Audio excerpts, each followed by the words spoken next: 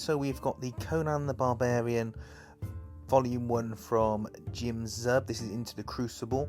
This isn't the start of a new Conan series from Marvel, but it's the start of a new writer. Takes over from Jason Aaron. So this starts at issue 13 and goes all the way up to issue 18. Now, we have got a couple of covers in the start, and then what you find is Conan in a town, in a tavern, he's drinking, partying, he's having a good time.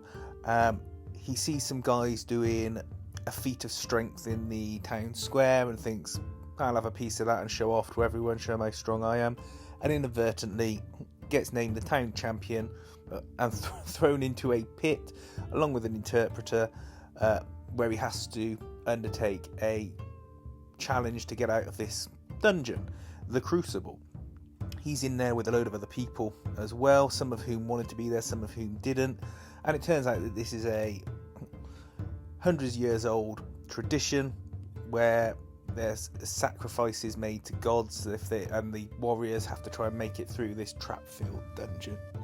Real good sort of sword and sorcery stuff. It's a nice way for a new writer to get into Conan, and it's got a good sense of humour, it's got a good flow to the story, it really ticks along, and there's some traps, there's some double crossing, it's got nice artwork, it's all good and clear. Let's see here in this frame you got the monsters, you get a little bit of history, and here we go, very quickly they give you Conan's backstory in 4 very small panels, just here in the bottom left going over to the top right.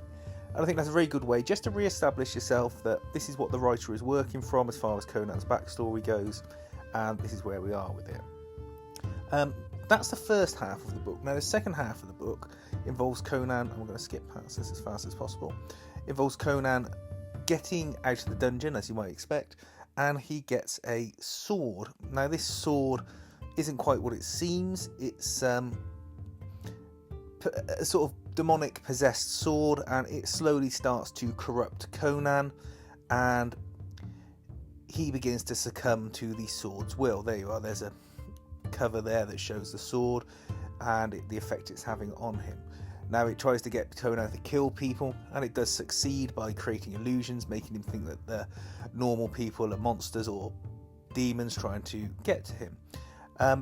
You see some of the sword's background, and to be honest, that was the bit that I wasn't that interested in, with the sword's background. I'm happy if it's just a demonic sword, to be honest.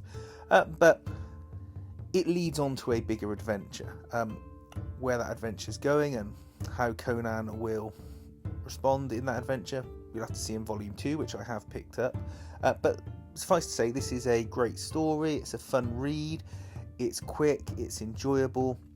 You feel like you're getting your money's worth, and the Conan character is not misrepresented in this, which I think is an important thing.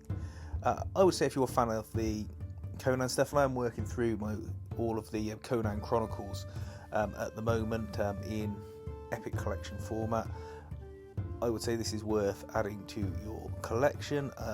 I imagine once Jim Zub is finished with the character, Marvel will either produce a deluxe edition or a omnibus, depending on how